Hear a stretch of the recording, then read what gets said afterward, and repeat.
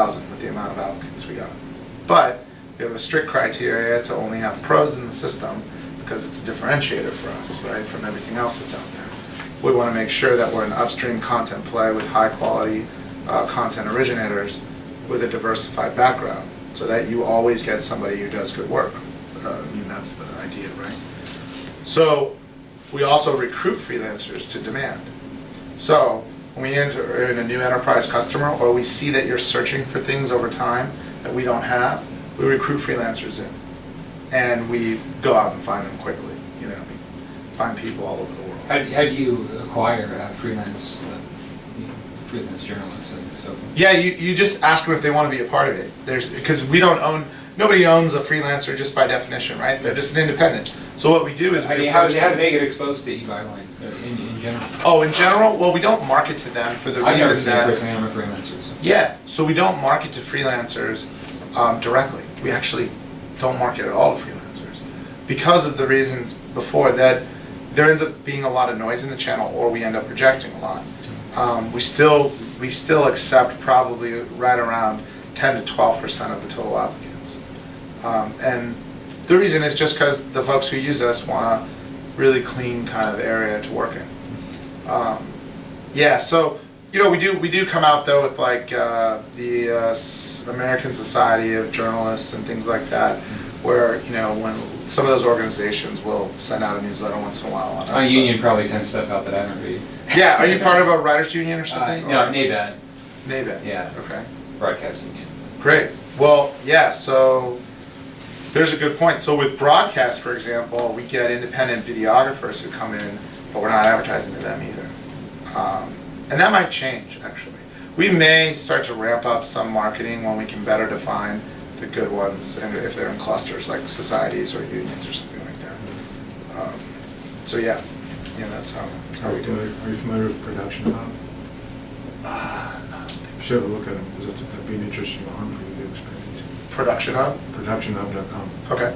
Okay. And what do they do? They do just the basically similar... a videographer, professional production, and broadcast, all kinds of stuff. Okay. And it's a hub, so you can go on and find content, find content producers. Oh, interesting. They manage all that stuff. So. We just signed up with a customer, an entertainment studio actually. There's another diversification for us is that they do animation. And so animators and CGI people and all of that, which was not something that we originally thought would have the same gaps, but the industry's parallel media.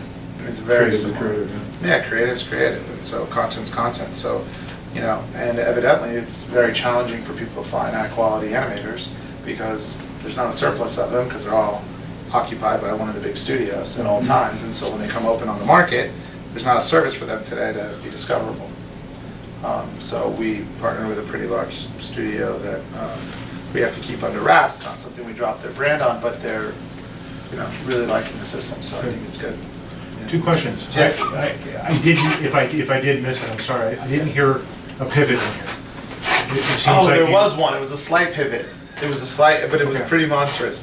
The pivot was from enterprise to self-serve. That's one that I wasn't really clear on, but that was a big pivot. I guess true pivots go completely away from something. So our best pivot to remove completely away was something I didn't talk about, which was we had an a la carte syndication engine. And if you see here on this slide, one of our early bubble slides, and it was one of the pillars of the model when we first came out, which was, we said, well, our whole goal is to sustain the production of quality content, right?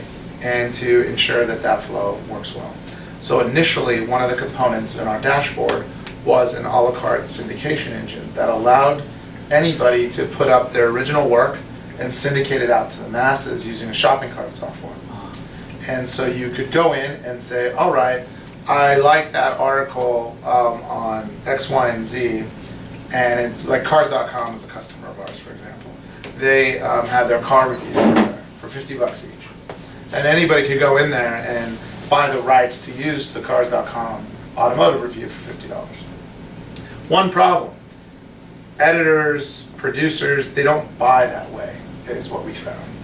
We thought it was great in the garage, in the lab, thought it was awesome. And then we got out there and that's not, intuitive for them. They don't think one day, they don't wake up and say, you know, if I just had that automotive review on the Toyota Corolla, my day would be a lot easier. Where could I go find that?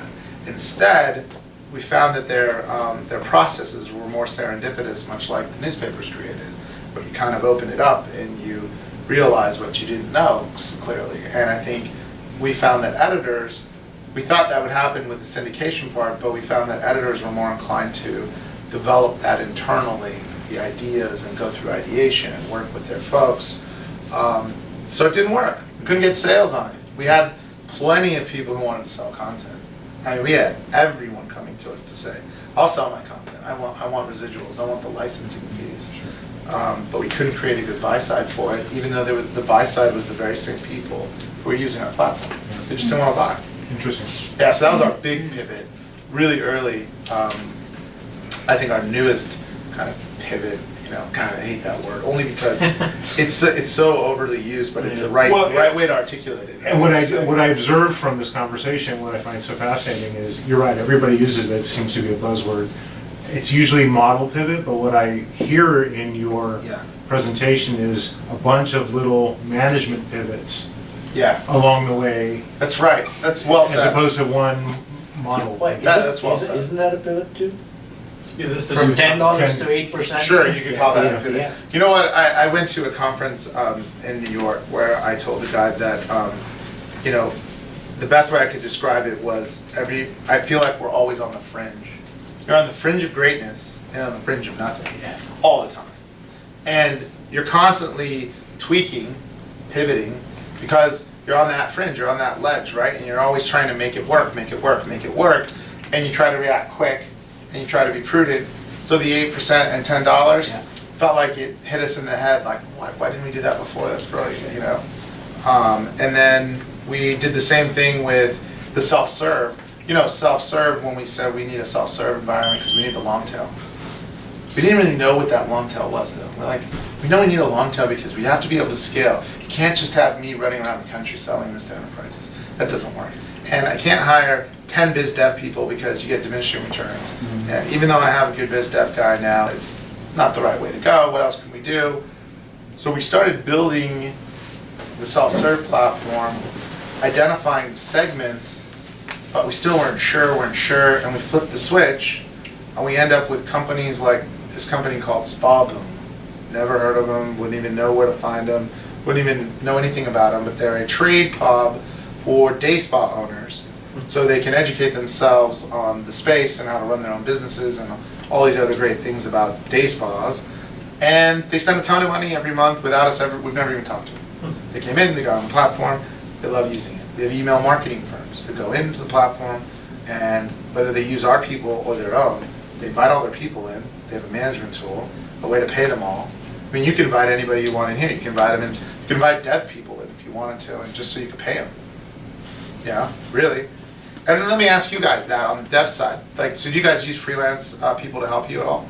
Or are you guys just kind of doing it yourselves? Sometimes. Elance, Odesk. Yeah, okay, so Elance, Odesk, perfect example, right? So we're kind of like an Elance for journalism, right? We're kind of like an Odesk for journalism. We're very segmented, right? But payment services is another, here comes the pivot again, I can tell you right now, because we're already working on it, and in the next couple of months, we've split off our payment services group, payment services software, away from the virtual newsroom because it's so valuable, because everybody wants it. So we have firms like you guys who are doing work and need help with other developers, but you know them already. You don't need to search a database, you already know who they are. You could be your buddy down the street, but you just want to pay him. And you don't want to write a check, and you want to print QuickBooks out, and you don't want to go into PayPal and do some manual stuff where you get charged fees. So our system solves for that. So we have this whole new area of business opening up now because people want to just pay people, and they want to use our payment service, and it's easy, and it's, you know, comes with an auto invoice tool, and it's simple, and who knew? Now we're in the payment services business. So yeah, I think that's well said. Could end up being bigger than everything else. Probably. I think you're right. I think it is going to be bigger than everything else because the demand is crazy, and it comes from weird angles. The demand comes from people in litigation services, which I wasn't really clear on until I started looking through that. You know, these guys go to the depositions, they take all the notes, they're court reporters. There's like this variety of skill set within litigation services, so, Interesting. yeah. I worked in that area, Did you? yeah.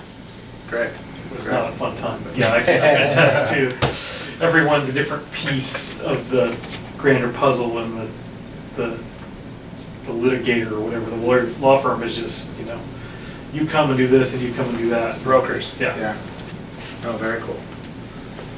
Yeah, no. Any other thoughts, questions? I'm just gonna hang out if you guys wanna just hang out. No, thank you for your openness. Yeah. Do you have a card? Thanks. Yeah.